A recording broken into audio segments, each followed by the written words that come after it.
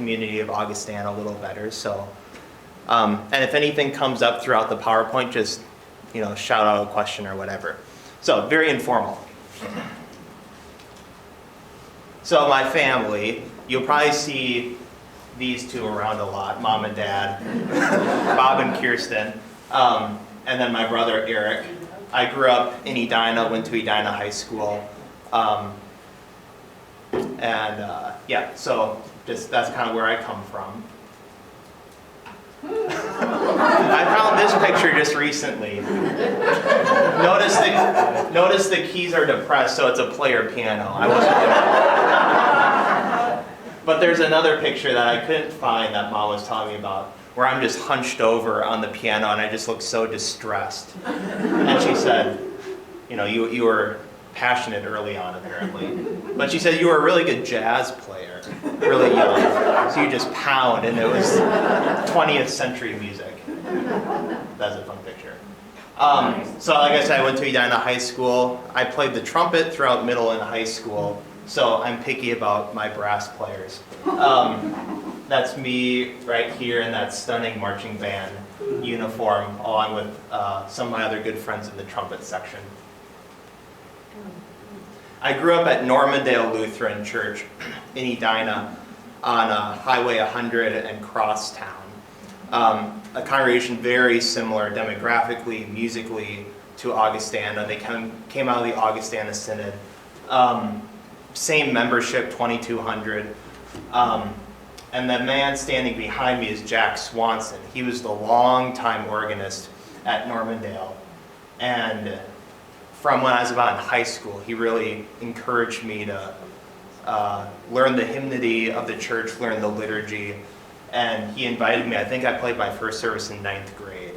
And I've got a recording of it, and it wasn't perfect, but I was grateful to grow up in a place that encouraged young people to hone their talents and their skills in worship. Sang in the cherub choir, K through 2, the boys choir, 3 through 6. Normandale encouraged as young as 3rd grade to cantor and worship, sing the Kyrie, in peace let us pray to the Lord. So I was 10 when I first did that, along with half of other Normandale youth. Sang in the youth choir, that was my practice instrument for all of high school. I told Kathy Andrews this story, and now she tells it a lot. My very first organ teacher was I started in 8th grade. I had taken piano before that, but I started in 8th grade, the organ. I had 3 lessons on the organ, and this organ teacher said, you need to find a different instrument. So, I didn't have any repertoire, I didn't have any books to learn from, so all I had was the hymnal. So that's really all I had, 9th through 12th grade. So I got to St. Olaf and started taking organ lessons. I was this weird guy. I had the entire hymnal memorized, but I couldn't play any repertoire. Anyway, I credit that a lot to Jack. So then I did go to St. Olaf. I started young. This is one of the stained glass windows in the chapel at St. Olaf. It's, of course, of St. Olaf. And a fun fact I learned just a few years ago. So the church, especially the Catholic Church, has a lot of days what are called feast days. And these days commemorate different saints. So, of course, St. Olaf being one of them. St. Olaf's feast day is appointed to July 29th, which is my birthday. So it was a natural fit. And then while I was at St. Olaf, I met this girl, Alexandra Mooney. She came from South Carolina, and she was an organ major along with me, 2 years ahead of me, but we'll get more to her later. This was the entire organ studio my sophomore year at St. Olaf. So a lot of my best friends from colleges are in these pictures. And I always say to people who say the organ is a dying instrument, look at St. Olaf. They're doing something right. We had so many that year that they had to bring on a 3rd organ professor to cover everyone. While most schools are lucky if they even have half-time organ professor. So after St. Olaf, here's kind of a lot of you have asked, where have you come from? What have you done before Augustana? So now here's kind of my brief career history before Augustana. When I graduated from St. Olaf, I was given the honor of being the interim college organist for one of the professors who was going on sabbatical. So I was the organist for I oversaw the music for all 6 worship services per week on St. Olaf. St. Olaf worships Sunday through Friday every week. So I oversaw the music for that. I was the organist for 3 or 4 of those services each week. I directed a student choir made up of all the church music majors. They sang weekly on Friday, so I directed that choir. I was the organist for Sunday morning. St. Olaf also has a tradition of the organist writing music for the choirs to sing each week. So like the gospel acclamation, Hallelujah, Lord, to whom shall we go? We don't do that so much here right now, but the organist would write that for a choir to be sung by themselves, so I had to write that each week. So it's kind of weird. This guy who just graduated is now handing Anton Armstrong, the director of the St. Olaf Choir, his composition, and I was his boss every Sunday morning. So that was fun. And then this is the Cantata, which is the choir I sang in throughout my time at St. Olaf, and here I am at the console. So that was really a lot of fun, because the average age, of course, for a St. Olaf worship service is 21. Everyone is between 18 and 22. And they just sing their hearts out, because all St. Olaf people do. So 320-year-olds in worship, leading them was really, really something really cool. So that lasted for 3 months, and then the professor came back and I had to leave. And then I went down south, and I was, my official title was the inaugural organ scholar at Lutheran Church of the Redeemer in downtown Atlanta. Kind of a church similar to what Central Lutheran is to the Twin Cities. This church is to Atlanta. And there was a program they were experimenting with, which is really popular over in Europe, where they take a young organist straight out of undergrad and they work with the head organist. And they're basically the assistant everything. The assistant choir director, the assistant organist, the assistant youth choir director, the assistant children's choir director, the assistant handbell director. And it was a time to just kind of learn from one of the top church musicians, ELCA church musicians in the country, and work with her and kind of learn the admin details as well as the practical details, music details of being a church musician. So that's the outside, and then the inside of the sanctuary. Huge organ, which is really interesting because it's placed, on the side, so it screamed into that wall. So, and the choir sat up here, so that poor choir, the organ hit that wall and then shot right back at them. And then, once you got out here, it wasn't really all that bad. But anyway, that was the loudest. I had to wear earplugs on Sunday. It was just wonderful, but it was kind of fun too. There I am at the console, my first day on the job, probably thinking, what did I get myself into? And then, so my time filling in at St. Olaf and Atlanta spanned one academic year. I moved down to Atlanta like the day before Christmas, and then played Christmas, and then I stayed there until August of 2019. And I moved just a little further north to North Carolina, Winston-Salem, North Carolina, to do my graduate program at the University of North Carolina School of the Arts, part of the UNC system. That's the outside of the school. And it's an art school. So there are no athletics, which means you probably don't really need a mascot. Well, sometime back in the 70s when this school was first started, some students got the wise idea to petition. I think it was started as a joke, that the mascot of the University of North Carolina School of Art should be the Fighting Pickles. Well, they got so many votes that that's what it became. And so I'm a little embarrassed by this, but I have to put it out there. But I think this logo is really kind of cool because, and here's why I say, the University of North Carolina School of the Arts had a music program, it had a filmmaking department, it had a dance program, it had a visual arts program. And so I think this pickle is really quite representative of everything. He's got a piano, which also acts as his tutu for the dance program. He's got a paintbrush, he's got a film reel, so very talented cucumber. I don't tell a lot of people that story. I don't say I'm a fighting pickle. Anyway, that was the concert hall at the university where I did a lot of my work. There's Tim Olson, so if you're at the organ recital a couple weeks ago, that's him. That was my professor throughout grad school. While also in North Carolina, I took a job at a Methodist church in Greensboro, which is about a half hour from where I went to school. Rehoboth United Methodist Church, which was founded in 1840 something. And so they've been there forever. It was a two buildings for this congregation, the sanctuary, and then they built a separate fellowship hall, so that's what you're seeing there. So there I was the director of traditional music and worship. So I had a choir I directed, was the organist, worked with the pastors to plan worship, started a children's music program. That was a lot of fun. They had gone like 50 years without having a children's music program, so that was a top priority for them. That's the inside of the sanctuary. Compared to Augustana, a very small choir, but a very dedicated choir. That was a lot of fun to work with them. We even had the palm trees, so when I came here, I felt right at home.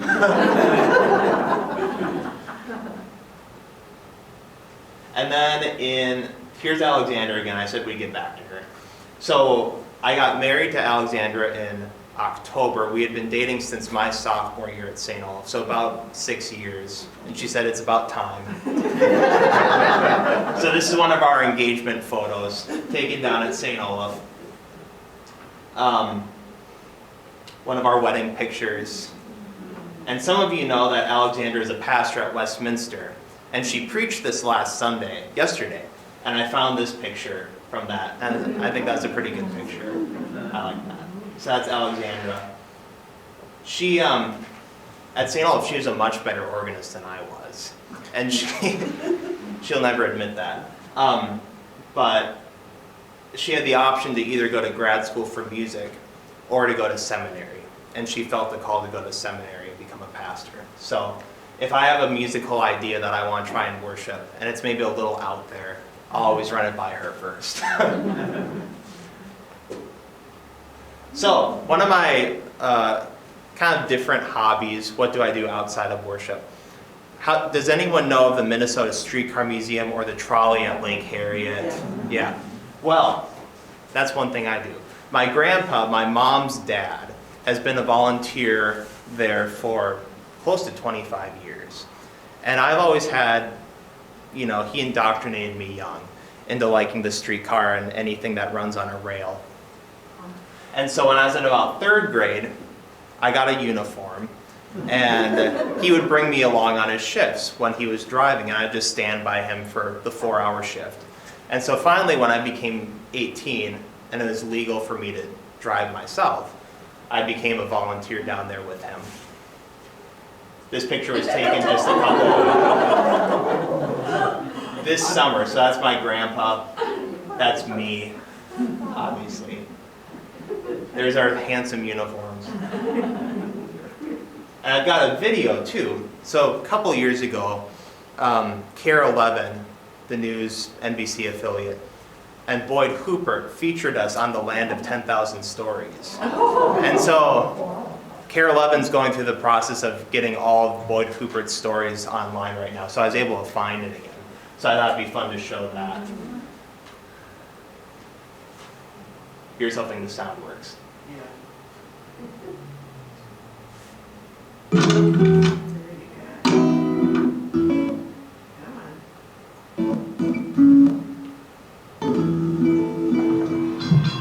Only thing more rare than a 1915 streetcar is a 1915 streetcar. It's a lot. With a 20-year-old driver.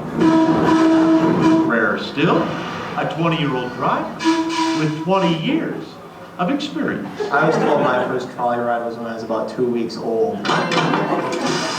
This is the air brake, and then I'm applying power to the motor. Andy Jacob is the youngest volunteer motorman at the Minnesota Streetcar Museum, which operates the trolley line at Lake Harry. I'd have friends in high school, and even before that, when I started volunteering, they'd come ride from school, you know, not knowing I was doing this, and they'd see me in the motorman's seat and they'd be like, "You do this?" I said, "Yeah." 1 mile left of what once was a 500-mile Twin Cities streetcar system. 1 straight mile to a dead end. Meaning someone needs to back the trolley up. I'm happy right here. Back and forth. Andy up front driving north, and in the back driving south. We've got our road guard here. Jerry Olson, Andy's grandpa. It's pretty neat. From the old generation to the younger generation. From as far back as Andy can remember, he's been joining his grandpa on the trolley, He was a gentle force. He would tell me stories. where Andy learned that his great-great-grandpa On the right. had been a streetcar motorman too, Yeah. grandpa to grandson. Connections. I think Grandpa was probably smiling, you know. When I finally became 18, it's kind of like, finally, now I can do this for real. All aboard. And then Tokens right here. he did, There you go. Thank you. which put In Andy his heyday in the 20s, exactly where he needed to be on the worst of Jerry's days. July last year, the museum's 1915 streetcar was being ready for towing by its 1953 model. Jerry was fitting a heavy metal tow bar into this coupler when the 22-ton streetcar suddenly moved forward.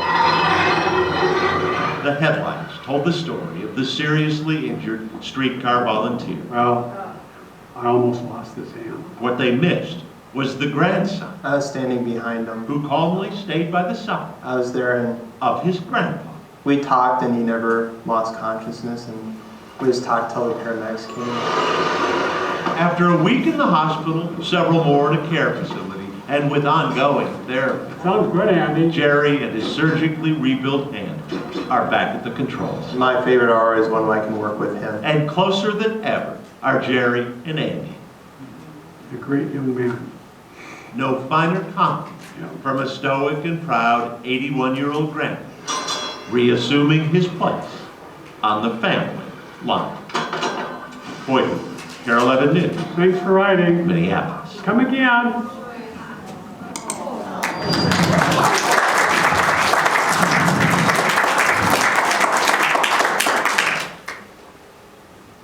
Thank you for sharing. Oh, sure. Andy, you didn't bring Kleenex boxes. Wow. One thing that, I'll share it in this context, but one thing that we didn't talk about on the news story, but it kind of shows the type of family I came from and maybe why I'm doing what I do now, is he kept saying, I have 2 things going through my mind. Abide with me and Lord of all hopefulness. Well, he was right after that accident. So I come from a long line of hymn lovers that, but it speaks to why hymnity is so important in our worship and what we do, for sure. Those are the end of the pictures. I thought I'd kind of maybe talk a bit now about what I do here, and there are no pictures to go along with it. What I do here and kind of what a week-to-week thing looks like, because I'm guessing many of you have never been a church organist before. Kind of a rare thing. So my job here is co-director of music and organist, and then I'm also the handbell choir director. So the bells rehearse on Monday. Obviously, all the choir stuff happens on Wednesday, so I'm here all Wednesday night accompanying all the choirs. But behind the scenes, a lot of people think the organist just shows up on Sunday, plays the service, and go home. Just like how the pastor just shows up on Sunday, preaches, and goes home. I spend a lot of time here practicing. Monday, I usually come in early before bells, and that's when I start to figure out what the prelude and postlude might be, because Corey likes to have all that information by Tuesday. So by Tuesday, I have to pretty much have the service set musically. I'm here all day Tuesday in meetings and also practicing when I can. Come in before choir on Wednesday, get a little bit of time. Thursday, we do the online recording for the worship during COVID, so we record one of the hymns then. Friday, I take off. And then Saturday, I'm usually in maybe for an hour or two, just making sure everything is ready to go. But I work really closely with both Arnie and Deb in choosing the hymns. They've given me, I have all the readings for the year, all the preaching texts for the entire year. And so I usually work about 2 months ahead, and I figure out what I want the opening hymn to be and the closing hymn to be, based on what the text is and what season of the church year we're in. So we're in the time after Epiphany right now, so we're getting a lot of light imagery in the hymns. And then on that Tuesday before the service, Arnie, Deb, or whichever the preaching pastor is, and I sit down and we talk about what the sermon is going to be, where they're thinking they're going, and then we both select a hymn of the day together. And that's one thing that's really important to me, is making sure that that hymn of the day is spot on with the sermon. That was one thing Luther really, really pushed for in the Reformation. The hymn of the day is the central musical act of the service. And it has to reflect what the pastor is going to preach on. My biggest pet peeve in worship, if I worship somewhere else, is if the pastor is preaching on, John 3:16 or whatever, and then the hymn of the day is "Abide with me." It's like, this doesn't make sense. So that's one thing I really care about, is making sure the whole worship lines up. And it's sometimes fun to watch Arnie and Deb pull themes from the hymn of the day and implement them into their sermon. It just creates one cohesive service. What else? The preludes and postludes I try to base on the hymns. If Bach has a setting of a certain hymn, I try to pull that in, or other more contemporary composers. Otherwise, just free works that aren't based on hymns. And this organ can really do just about anything. So that's been a lot of fun, getting to know this instrument, and the time and passion and financial resources you all poured into that instrument back in the early 2000s. I mean, you're a model for churches across the United States. I don't know if you know this, but this organ was actually featured on a special done by the American Guild of Organists about 3 years ago, to be sent out to churches who are thinking of buying a new instrument. And this was the example. A whole half-hour production featuring Deanne Crossley, Mark Auney. So I actually knew about this church from that video. And then, so yeah. Anyway, there's a very brief explanation of what I do. We're about halfway through, so I think now maybe I'll sit down and we'll enter the conversation part of things. I'll put my mask on too, since I'll move a little closer. Can you tell them a little bit about March? About the concert, and how we're tying that in with Forum, and... Yeah. So another part of my job is running the concert series, which has really been a lot of fun. And this year, in March, we've got the St. Olaf Cantori, which is a choir I sing in at St. Olaf, along with the St. Olaf Manitou, which is the freshman women's chorus at St. Olaf. They're coming up and they're going to be presenting a work along with 2 nationally renowned soloists, organ, a small orchestra, piano, called True Witness, a Civil Rights Cantata. And it kind of takes text from 1863 to present by female civil rights leaders, and then more contemporary people too. And a lot of those texts are religious based, so it's basically a prayer for unity and for equality and all that. And what's really exciting about this is that Stacy invited one of the new religion professors at St. Olaf, who focuses in on the black church and the black church's role in the United States, to come to Forum the Sunday prior to that Friday night concert. So it's going to kind of be an overarching event that week. Is that right? Yep. Okay. Yeah. And exciting, I mean, Tim, the presenter, is thrilled with being here. He's thrilled about, the programming that we're doing, so we also will have some ins with some people to get a lot of different ideas as well. So, yeah, that'll be fun. So you'll have to pray that COVID goes down so St. Olaf allows their choirs to rehearse and come up here. Because the St. Olaf choir tour was just canceled like a week ago. So we got to get them up here. Anyway. So what do you want to know about me that I didn't talk about? Yeah. How did you learn to improvise? I took several improvisation courses at St. Olaf. The organist down there who I subbed on his sabbatical, fantastic improviser.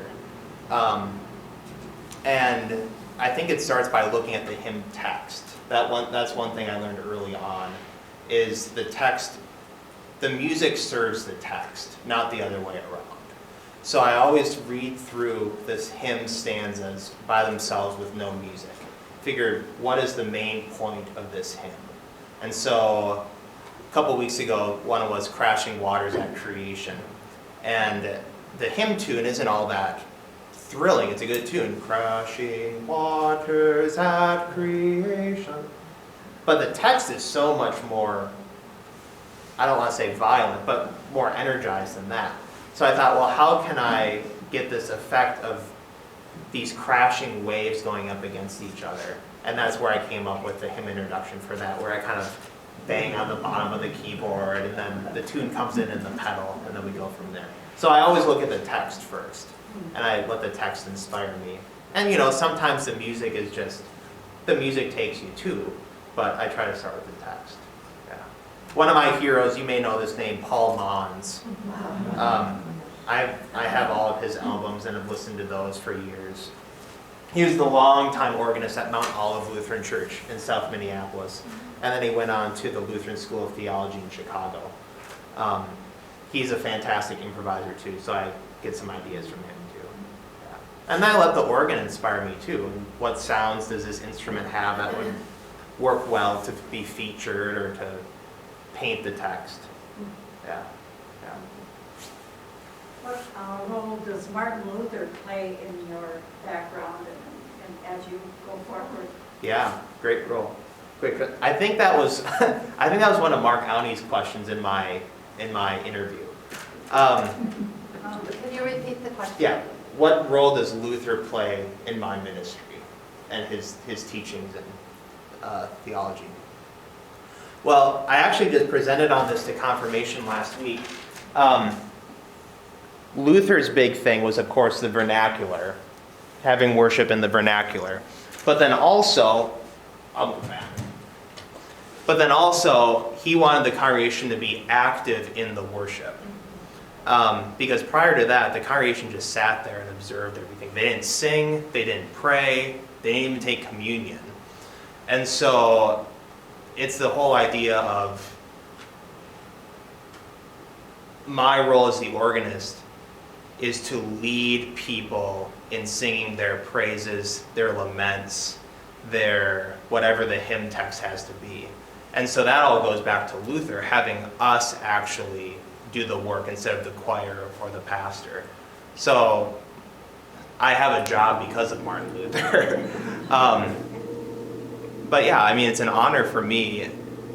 The pastor has an important job, but I think the organist has a really interesting job because I'm actually leading all of you in your praises and in what you are saying. And I think that's really special to me, and I don't take that lightly. And that's an honor for me. I always focus more on the hymns than I do the prelude and postlude. Because that's what's important. Half the congregation is gone by the end of the postlude. So why would an organist spend all their time working on the repertoire and then the hymns are just mediocre? That's another one of my pet peeves. So yeah, Luther can be seen all over for sure. Good question. Thank you. Andy, our hymnal has a whole variety of settings. Mm-hmm.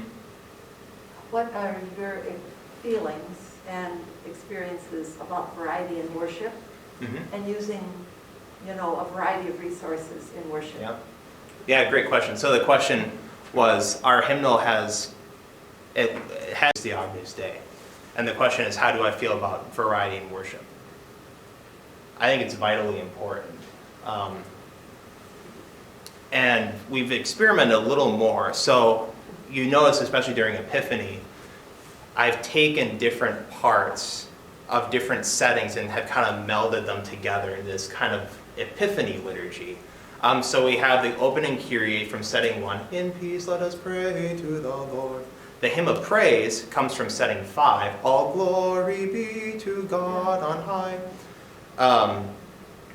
The offertory is I actually learned that when I was down south. That's an old southern hymn. See the bright and morning star. I decided to do that on the piano to add a little bit more variety, kind of a jazz influence. And then when we have communion, we do setting 1 of the Sanctus and Agnus Dei. In Lent, that will change again. I think Augustana knows two of the 10 settings of the liturgy. My goal would be to increase that. Because there's so much good stuff in that hymnal. There's a lot of stuff I wouldn't touch with a 10-foot pole, but there's a lot of really good stuff. But that's true with any hymnal. So, once people start coming back a little bit more, I don't think this is the time to throw a new setting out there when we only have 100 people in the pews. We are Lutherans. I know. But, I think it's important. If the choir's there, that helps. If the choir wants to be there at both services, we could do a lot. But one thing that I think is really important, too, is the influence and the inclusion of global hymnody in worship. If we say that we're a global church and the church spans worldwide, I think we should be including some of those songs from our Christian brothers and sisters around the globe. We've done that a little bit, but not just on Global Mission Sunday, regularly. A lot of good stuff in the hymnal too, and a lot of stuff that a lot of people might not even know is global that we're already singing. It doesn't come from Norway or Scandinavia or Germany. It comes from African countries. So the inclusion of that more too. That could be an entire forum discussion that spans months, but yeah, good question. One thing that St. Olaf does really well is training organists for ministry in the 21st century, knowing that the hymnal isn't just 4-part chorales anymore.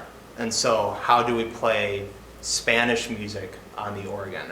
How do we play jazz on the organ and make it sound appropriate and not like a Wurlitzer or something? So I was fortunate to have that training at St. Olaf too. Yeah. I just want to say that I just so appreciate your ability to interpret the verses of hymns in such a meaningful way. I'm just kind of blown away by it. So Thank you. I appreciate that so much. Thank you.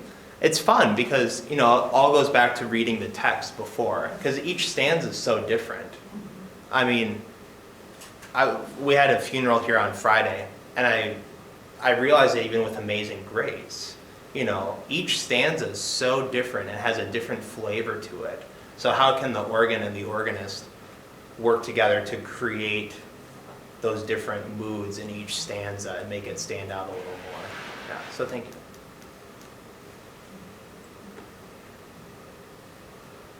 I've got a question for you. Being the new person here, and Augustana's in for an exciting new transition here in a few months. What's one thing, either musically or generically in worship, that you would like to see happen? Either something that's been going really well over the past decades, or something that it'd be kind of fun to try this, or what would you like to see musically from your organist in worship, or just your worship team in general? It's okay to think about it.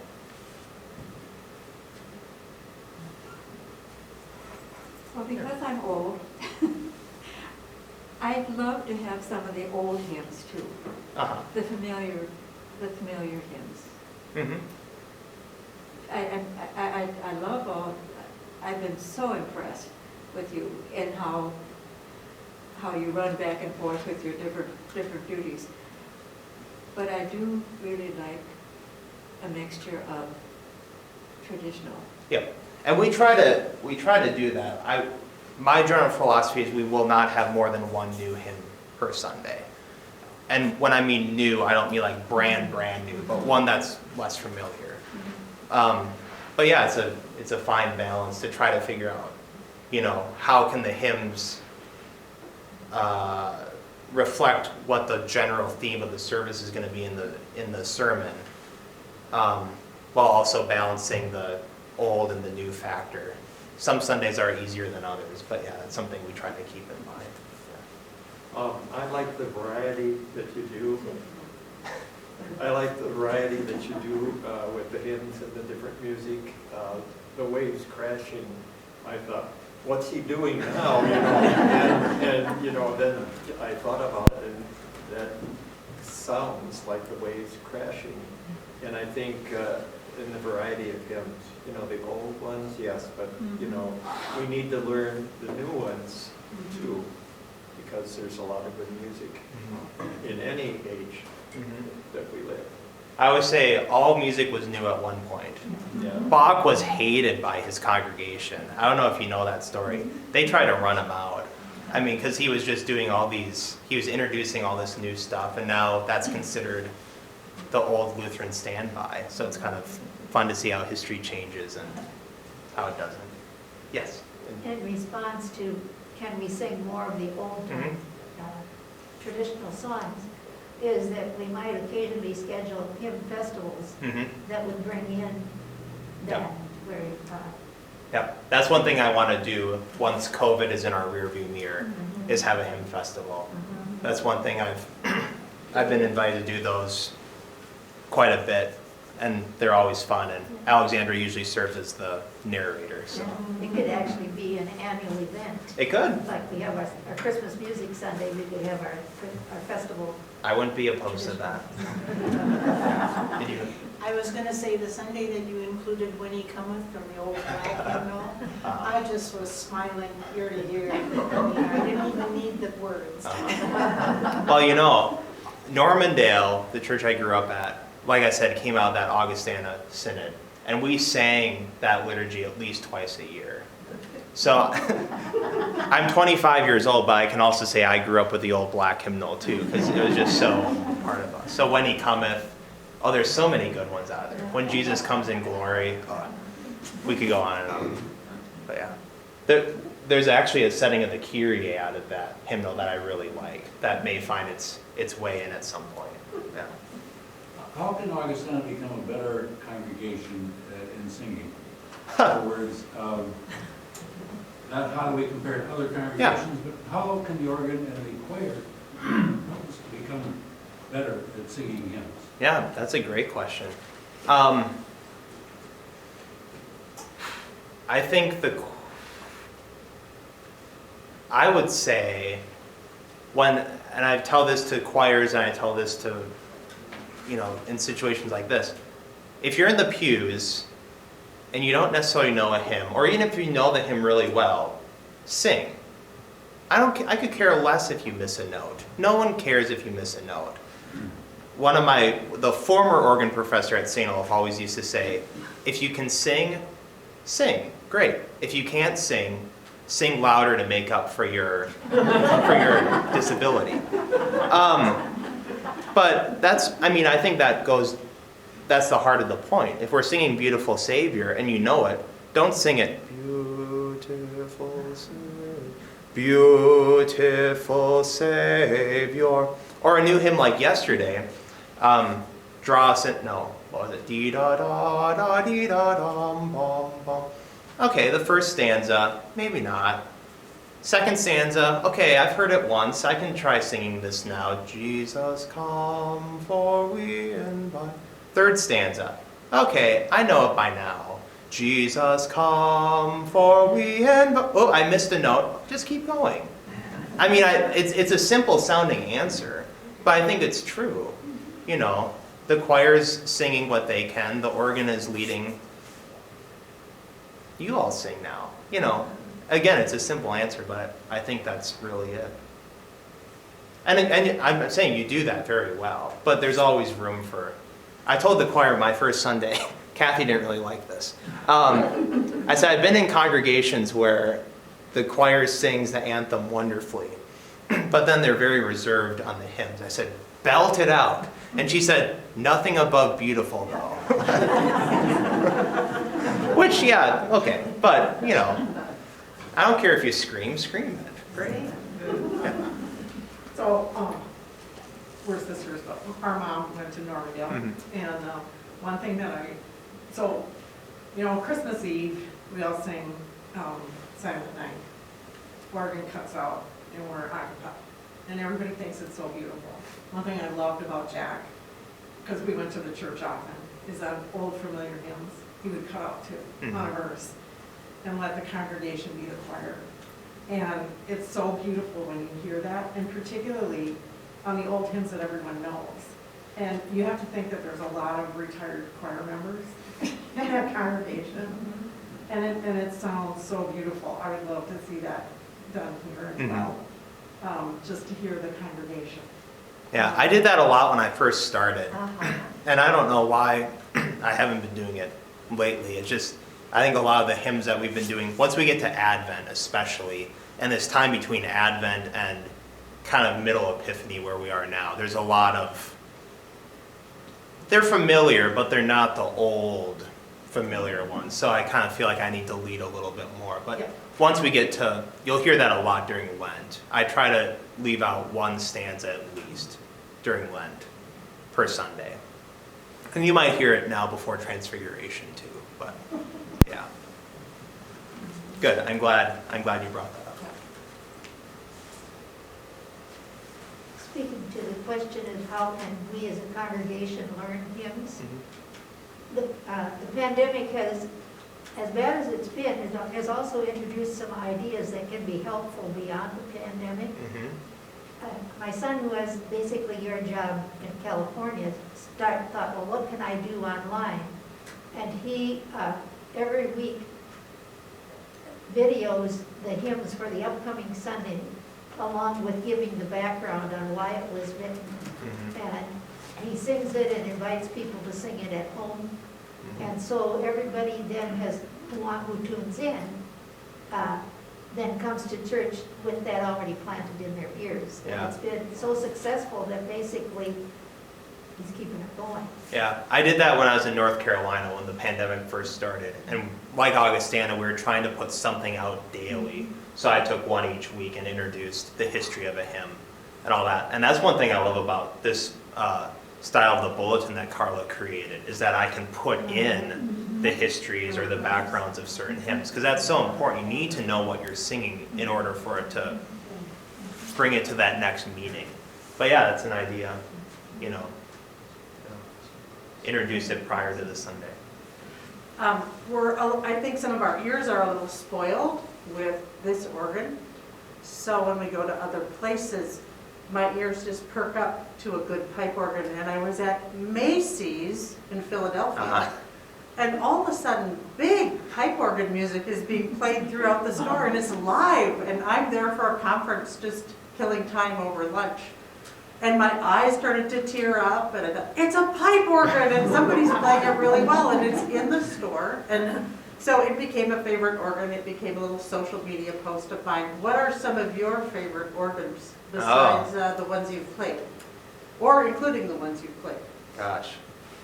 One of my favorites is I talked about Paul Mons earlier, at Mount Olive in South Minneapolis. They have a 1965 Schlicker instrument. So Schlicker was a German guy who immigrated to the United States. But he built these really kind of brash instruments, kind of very, not screaming, but a little bit more. But they were intended to really lead congregational singing really well. And that's one of my favorites. If that church is, that's where Alexander and I go if we have a Sunday off, is Mount Olive in Minneapolis. And when that church is packed and their new organist, he's not new anymore, David Sherwin, is leading the hymn singing. I mean, it's just a surreal experience. But part of it is the organ, because it's just built to lead congregational singing so well. That's one of my favorites.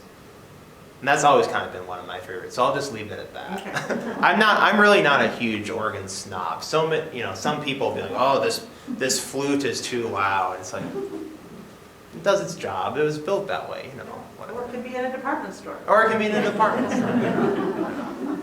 Yeah. Interesting question.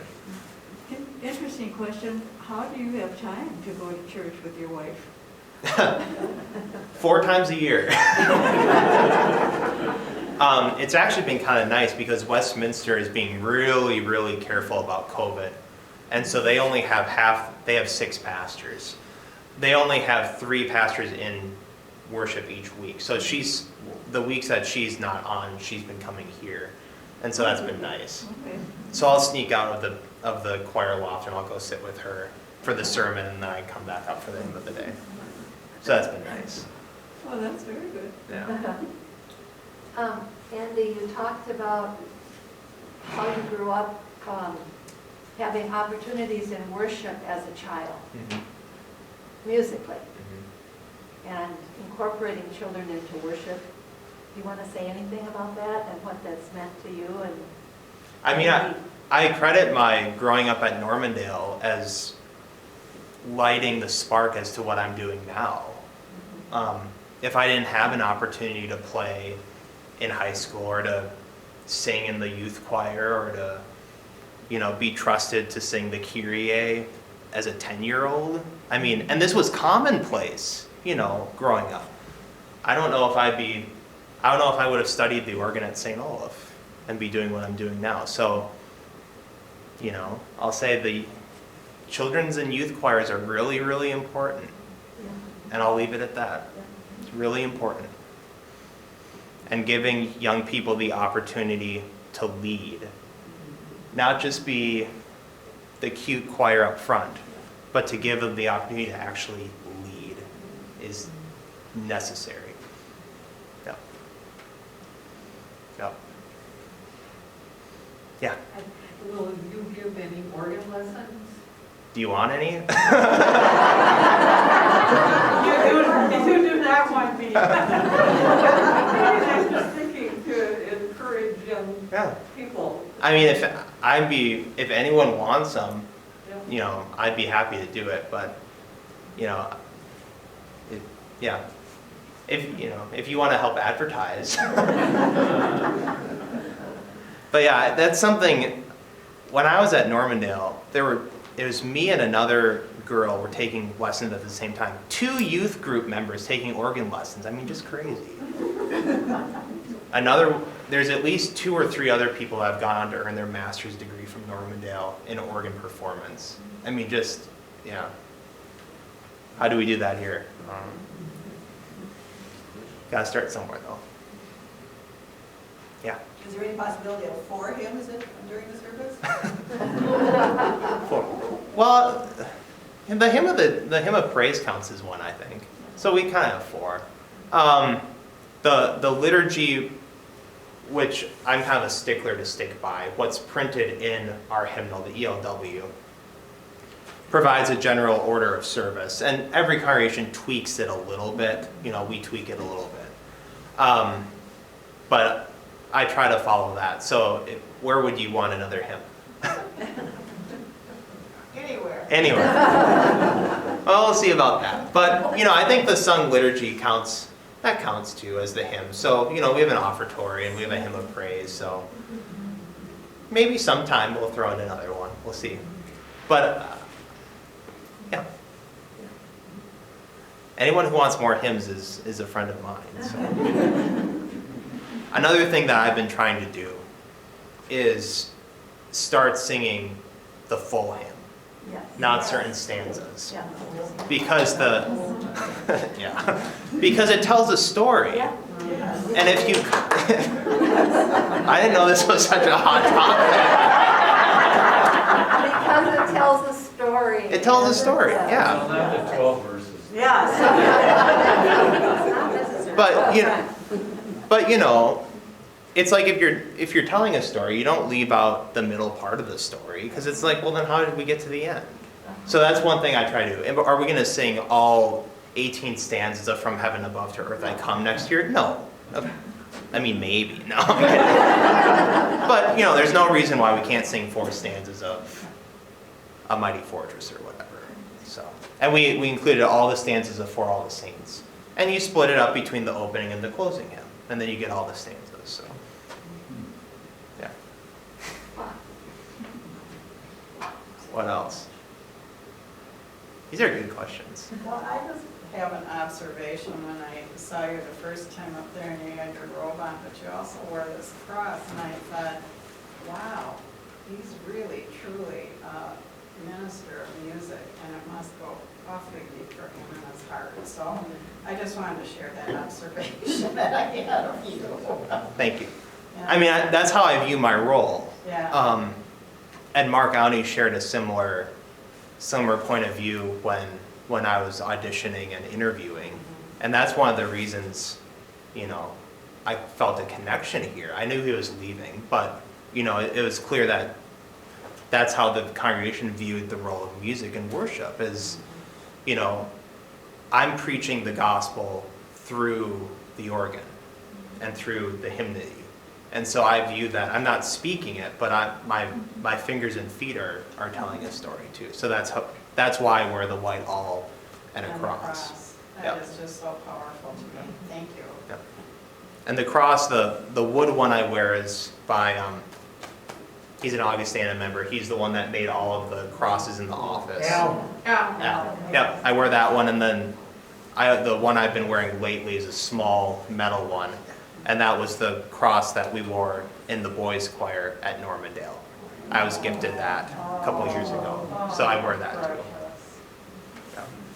I switch off between the two. Andy, I feel like I'm talking a bit too much, but this is an opportunity to pick your brain a little bit. Okay.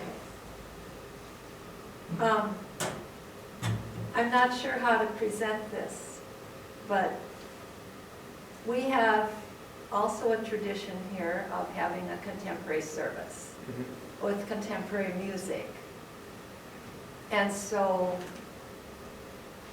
I find Bill and I generally go to traditional because we have a love of traditional music, and I love singing in the choir. We both love liturgy. So that's where we generally are.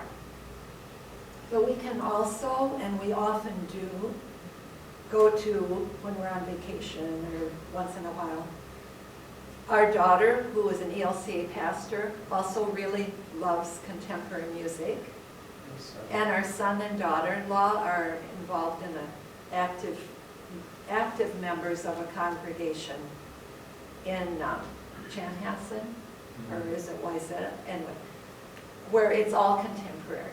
So Bill and I can go. And I can get into it because I really do. I mean, I'm clapping and enjoying it, and I can worship there. But I guess my preference is traditional. And I'm sure where your preference is. But would you mind sharing some thoughts on contemporary worship? Because it's big, even in the ELCA. Oh, for sure. Yeah. So I'm not asking you to say anything that, I don't want to get you in trouble. Oh, no. But just like, what are some of your thoughts? Yeah. I mean, throughout the 80s, the 70s and 80s, I've read about this in textbooks. There was all this, not only in the Lutheran Church, but throughout the country, these worship wars. Yeah. And how is this service going to beat this service? Or how are we going to get more people to come to the contemporary service versus the traditional or whatever? Yeah. And there's all these gimmicks. But I mean, I say as long as the music and the worship is done faithfully, God doesn't have a preference. God doesn't care if you sing Beautiful Savior or 10,000 Reasons. Yeah. I mean, that's my thought. And, you know, is that my personal preference? No. But that doesn't mean it's bad or wrong. No, and I think if Christ is the center, if the message is the center, then how they sing it, Right. and what's meaningful to them. Yep. Because I appreciate, yeah, thank you. Yep. Andy, have you ever seen, or could you see that being done in one service? That you combined contemporary with traditional? A lot of churches do it, and I think what I would prefer doing, and what we've kind of been doing a little bit already in 2022, is combining more, this goes back to your point, combining more styles of music and worship. So not necessarily bringing in the band, but using more global hymnody, using a different style of instrumentation, so running to the piano. I've got something in mind to include a tambourine on something coming up that we're going to start doing in February. So stuff like that, rather than we're going to sing A Mighty Fortress here, and now the band's going to play something, and then we're going to sing Beautiful Savior, and then the band's going to play something. Because then it's kind of like we're trying to please two groups that don't really want to coexist with each other. And I'm not saying that churches that do that are wrong, because every context is different. I don't think that would be best for Augustana right now. But if you go next door to a different Lutheran church, they might be doing that, might be greatly successful. You know, it just depends on the community and the congregation and what has been here. But thankfully, we have a choice. Yep. We have a choice. I mean, the traditional and the other. I mean, this is great. Mm-hmm. I mean, I'll say, I do not have the abilities to jump over to the contemporary service. Like, I would be lost reading that music, because that's just not what I was trained to do. And so, yeah, you've got one and you got another, and yeah. Andy, can you say a little bit more about your ministry, even how you would see using your ministry outside of music ministry? Not something normally, but you know, could you see your ministry going anyplace else in this church? Streetcar. Yeah. Yeah. Oh, yeah. Coffee and conversation goes for a trolley ride. I'm Dave. I love teaching. And so through a bunch of kind of funny scenarios, Abby, our youth director, was gone these past 2 weeks for continuing ed, and she had to line up teachers for confirmation. Well, she went to Arnie. Arnie had to teach the Wednesday night Bible study at the same time. Deb was on vacation. She went to somebody else, and then she went to Jim Gustafson to teach. He came down with COVID. So then the fifth option was the organist. And I loved it. The topic was Martin Luther, and they were starting their Martin Luther unit throughout January.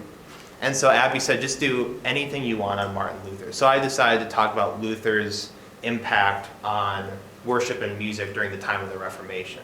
And I loved that. And I did a lot of academic work at St. Olaf and at North Carolina in Luther's advances of the liturgy and